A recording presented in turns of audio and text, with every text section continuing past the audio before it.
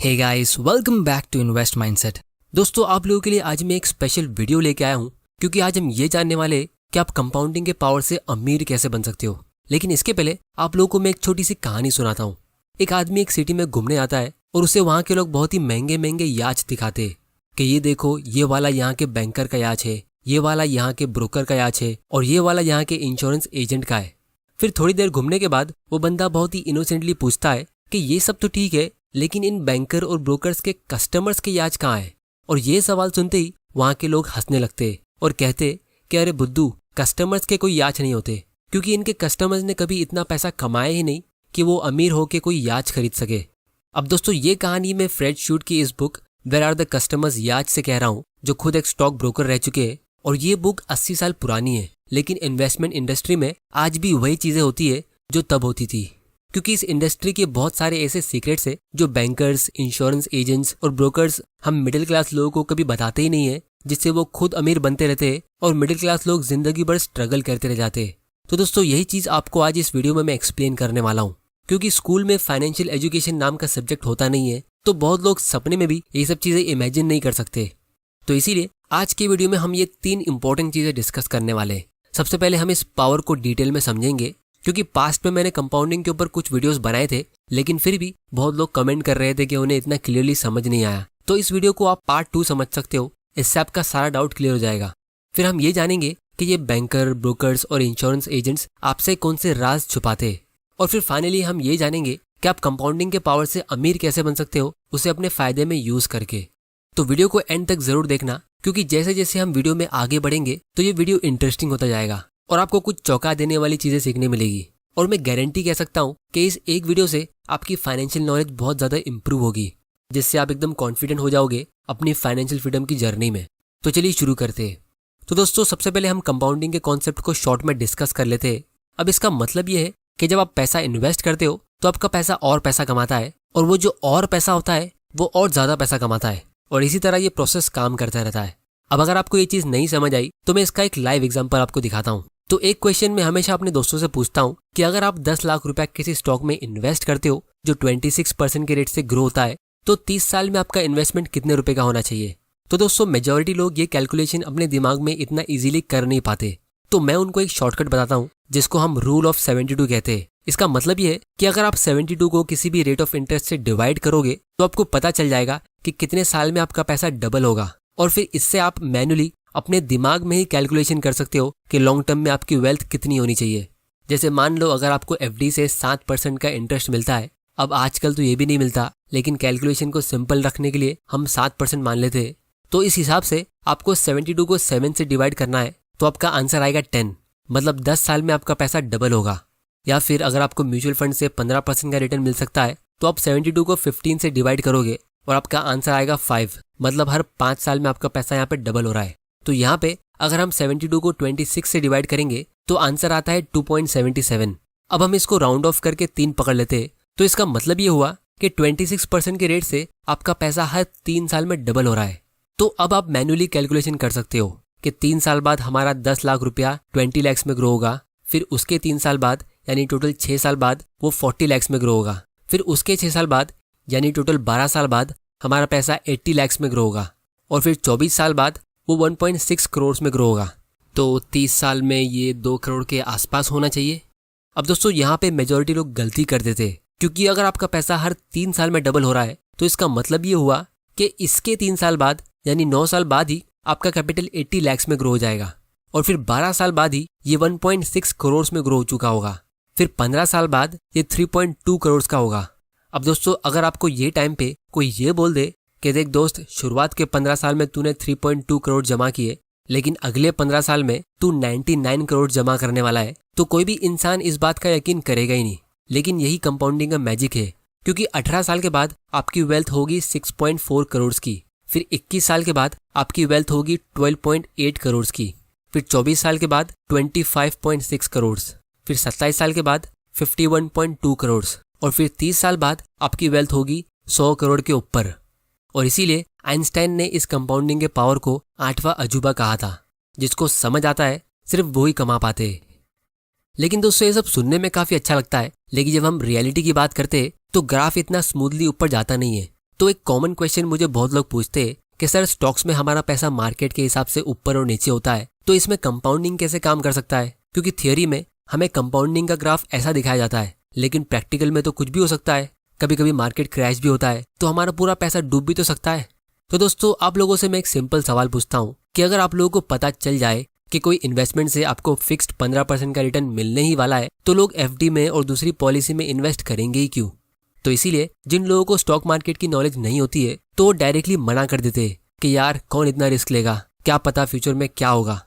और यहीं पे मेजॉरिटी बैंक्स और इंश्योरेंस वाले उनको कोई पॉलिसी सेल कर देते फिक्स्ड और सेफ रिटर्न के नाम पे, जिससे एक्चुअली में लोग सेविंग्स कर करके थक जाते, लेकिन उसके बाद भी वो अमीर बनना तो दूर, अपना स्टैंडर्ड ऑफ लिविंग मेंटेन भी नहीं कर पाते। इस चीज को हम थोड़ी देर में एकदम डिटेल में एनालाइज करने वाले। लेकिन जिनकी फाइनेंशियल नॉलेज स्ट्रांग होती है, तो उनको एक चीज पता होती है कि लॉन्ग टर्म में जब आप किसी अच्छी कंपनी में इन्वेस्ट करते हो, तो उसका स्टॉक प्राइस चाहे कितना भी फ्लक्चुएट हो जाए, वो लॉन्ग टर्म में ऊपर ही जाएगा। और अगर आपके पोर्टफोलियो में सिर्फ एक कंपनी सक्सेसफुल होती है और बाकी सारी फेल हो जाती है, तो भी आप बहुत अच्छा रिटर्न कमा सकते हो और अमीर बन सकते हो। इस चीज को भी हम वीडियो के लास्ट पार्ट में एकदम डिटेल में समझेंगे। तो इसीलिए कम से कम बुरी से बुरी हालत में भी अगर आप किसी इंडेक्स फंड में भी इन्वेस्ट करते हो, तो आपको इन्फ्लेशन से अच्छा रिटर्न तो मिल ही जाना चाहिए। अब दोस्तों, मैंने ये इन्फ्लेशन वर्ड इसीलिए यूज किया क्योंकि मेजॉरिटी लोग इसको पूरी तरह इग्नोर कर देते हैं, और यही सबसे बड़ा वेल्थ डिस्ट्रॉयर होता है। 1985 में 1 किलो गेहूं ₹1.25 में मिलता था, और फिर महंगाई की वजह से धीरे धीरे करके इसका प्राइस बढ़ता गया। हर साल ये 5 पैसा 10 पैसा ऐसा बढ़ बढ़ के 2005 तक ये ₹5 पर किलो हो गया। लेकिन फिर 2010 में ये डायरेक्टली ₹10 पर किलो हो गया। मतलब 20 साल में 1985 से 2005 तक ये सिर्फ ₹4 इंक्रीज हुआ। लेकिन 2005 से 2010 तक ये डायरेक्टली ₹5 इंक्रीज हुआ, और फिर 2015 में ये डायरेक्टली ₹20 पर किलो का हो गया। मतलब ये वाले 5 साल में डायरेक्टली ₹10 का इंक्रीज। और अभी आपको पता होगा 1 किलो गेहूं कम से कम 30 से 40 रुपए के आसपास मिलता है, और कुछ जगह पे 50 से 60 रुपए का भी मिलता है। तो अगर आज इसका प्राइस इंक्रीज होता है, तो ये 40 रुपए पे 5 पैसा और 10 पैसा इंक्रीज नहीं होगा। कोई भी दुकानदार इसका प्राइस इतने छोटे अमाउंट से इंक्रीज नहीं करेगा। वो दुकानदार डायरेक्टली ₹2 या ₹5 इंक्रीज करेगा। और फ्यूचर में जब इसका प्राइस ₹100 का होगा, अब कुछ लोग कहेंगे कि गेहूं इतना महंगा कैसे हो सकता है, और बहुत सारे लोग ऐसी बढ़ती महंगाई से डरने भी लगते और दुकानदार से फाइट करते। लेकिन अगर हम इस इन्फ्लेशन के रेट को कैलकुलेट करेंगे, तो ये 1985 से अभी तक आप देख सकते हो 10% के रेट से इंक्रीज होता आ रहा है। मतलब इंडिया में महंगाई 10% के रेट से हर साल बढ़ रही है, जो एक छोटा नंबर नहीं है। गवर्नमेंट के ऑफिशियल रिकॉर्ड के हिसाब से इंडिया का इन्फ्लेशन 7.7% के रेट से इंक्रीज हो रहा है, लेकिन मेरे हिसाब से एक्चुअल इन्फ्लेशन 10% के आसपास ही है। जिसका मतलब ये है कि सिर्फ अगले 5-6 साल में ही 1 किलो गेहूं का प्राइस ₹100 का हो जाएगा। और जब ऐसा होगा, तो इसका प्राइस ₹2 और ₹5 इंक्रीज नहीं होगा, फिर ये डायरेक्टली 10 या 20 रुपए इंक्रीज होगा। तो जो भी प्राइस इंक्रीज होते हैं, वो हमेशा परसेंटेज के हिसाब से होते हैं, कंपाउंडिंग के पावर से। तो चाहे आप इस कंपाउंडिंग के पावर को समझो या मत समझो, लेकिन ये हमेशा आपके खिलाफ काम करता रहेगा। और इसीलिए अगर आप सिर्फ सेविंग्स करते हो, तो फ्यूचर में आपको बहुत स्ट्रगल करना पड़ सकता है। और अगर आप कोई भी ऐसी जगह इन्वेस्ट करते हो जहां आपको 10% से कम रिटर्न मिलता है, तो वो एक बहुत ही बुरा इन्वेस्टमेंट है। क्योंकि मैं कुछ ऐसे एल्डर लोगों को जानता हूँ जिनको 1500 और 1800 रुपए की सालाना पेंशन मिलती है, जिससे फिलहाल उनके एक दिन का होटल में खाने का बिल कवर होता है। लेकिन एक जमाने में उनका इससे पूरे साल का एक्सपेंस कवर होता था, क्योंकि इन्होंने ऐसे इन्वेस्टमेंट चुने जो वो टाइम पे एकदम अच्छे और सेफ लगते थे। लेकिन जैसे जैसे टाइम निकलता गया, तो इनके इन्वेस्टमेंट्स इतने खास रेट से ग्रो नहीं हुए और महंगाई ज्यादा बढ़ गई। और फिर कुछ इनोसेंट लोग ऐसे भी होते जो इसके ऊपर लोन ले लेते। मतलब 10% के रेट से तो महंगाई बढ़ती है, और उस पर 8-10% एक्स्ट्रा वो बैंक को इंटरेस्ट में पे करते। तो ऐसे लोगों को देखकर आपको सरप्राइज होने की जरूरत नहीं है कि वो लोग हमेशा पैसों को लेकर इतने परेशान क्यों रहते। लेकिन कंपाउंडिंग के अगेंस्ट जाने के बारे में हम किसी और दिन एकदम डिटेल में डिस्कस करेंगे। लेकिन फिलहाल हम ये समझते कि जो लोग हमें इन्वेस्टमेंट की सर्विस प्रोवाइड करते, यानी ये बैंकर्स और ब्रोकर्स, वो आपसे ये अमीर बनने के राज छुपा कैसे लेते। लेकिन उससे पहले हम ये समझते कि ये इन्वेस्टमेंट इंडस्ट्री काम कैसे करती है। तो दोस्तों, इन्वेस्टमेंट इंडस्ट्री के 2 साइड्स होते हैं। एक होती है बाय साइड, यानी बैंक्स और इंश्योरेंस कंपनीज। इनको ज्यादा प्रॉफिट तब मिलता है जब आप इनके पास ज्यादा पैसा जमा करते हो या इनकी पॉलिसी बाय करते हो।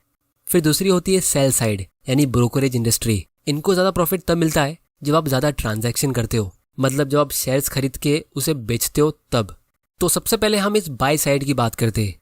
अब दोस्तों, एक आदमी ने मुझे रिसेंटली एक ईमेल किया कि सर, मुझे अपनी बैंक से एक गारंटीड इनकम वाली पॉलिसी मिल रही है जहां मुझे हर साल सिर्फ 2.4 लाख रुपीस इन्वेस्ट करना है 6 साल तक, फिर मुझे 20 साल के बाद 50 लाख रुपए मिलेगा। तो सर आप मुझे बताएं कि इस पॉलिसी में क्या बुरा है।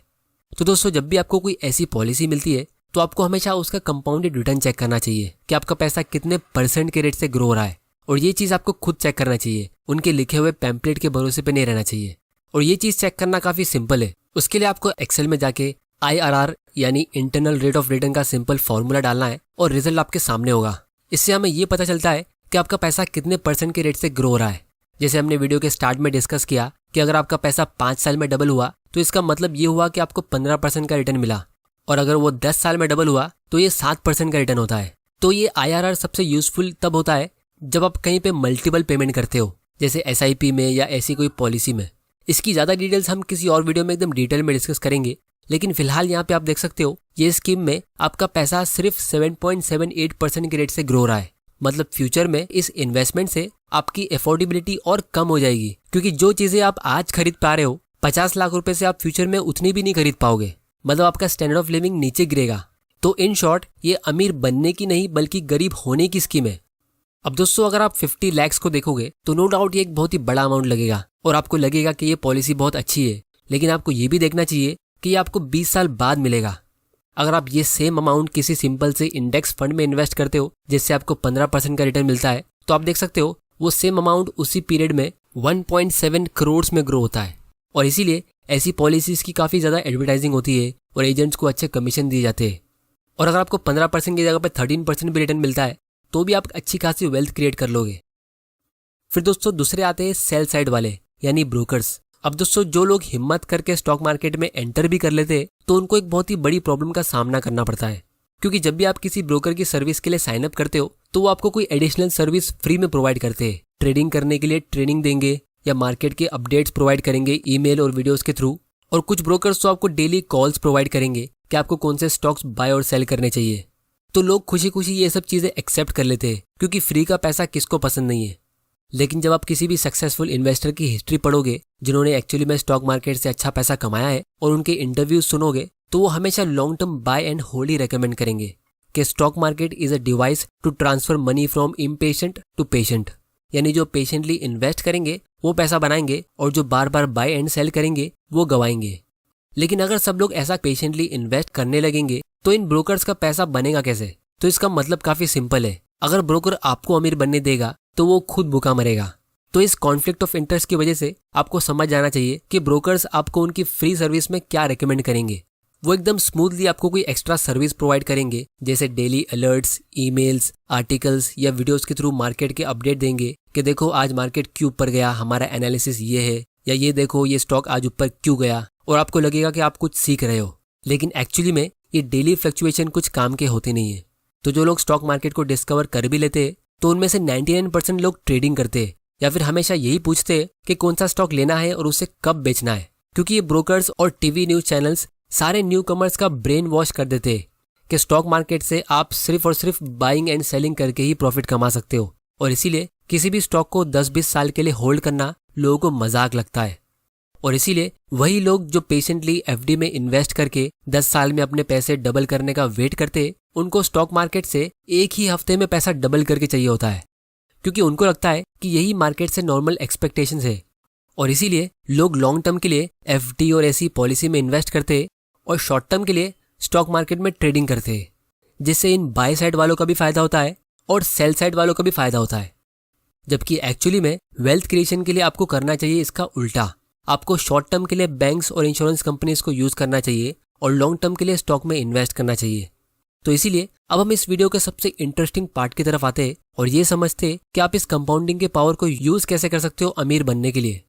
तो दोस्तों, एक क्वेश्चन मुझे बहुत लोग पूछते हैं कि सर हम स्टॉक्स में इन्वेस्ट तो कर लेंगे, लेकिन बहुत सारी कंपनीज ऐसी भी होती है जो पूरी तरह कंगाल हो जाती है, जैसे सुज़लोन एनर्जी, जेट एयरवेज या वोडाफोन जैसी कंपनीज में अगर हम इन्वेस्ट कर ले तो हमारे पूरे पैसे डूब जाएंगे। तो इसमें कंपाउंडिंग होगी ही कैसे? तो दोस्तों, आप लोगों के लिए मैं यहाँ पे एकदम एक्सट्रीम केस सिनेरियो लेता हूँ कि मान लो आप 6 कंपनीज का पोर्टफोलियो बनाते हो और आप सब में इक्वल अमाउंट इन्वेस्ट करते हो, जैसे 1-1 लाख रुपया लॉन्ग टर्म के लिए, मतलब आप 6 लाख इन्वेस्ट करते हो।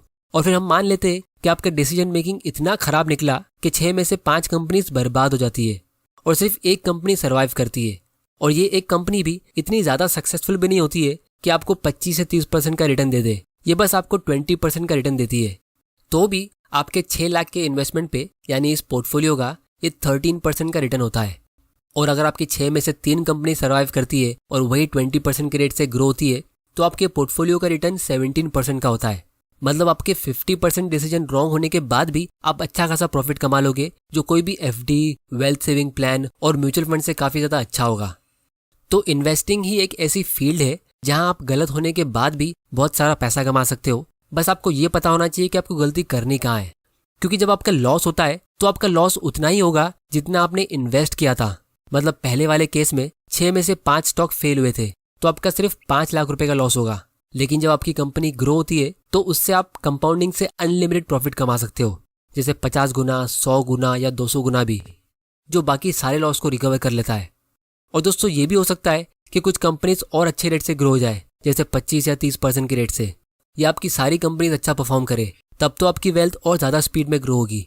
क्योंकि यहाँ पे मैं आपको येस बैंक और वोडाफोन जैसी कंपनी में इन्वेस्ट करने की बात नहीं कर रहा हूँ। अगर आप थोड़ी सी रिसर्च करके और कॉमन सेंस यूज करके अच्छी कंपनीज पिक करते हो तो 6 में से 5 कंपनीज अच्छा परफॉर्म करेगी।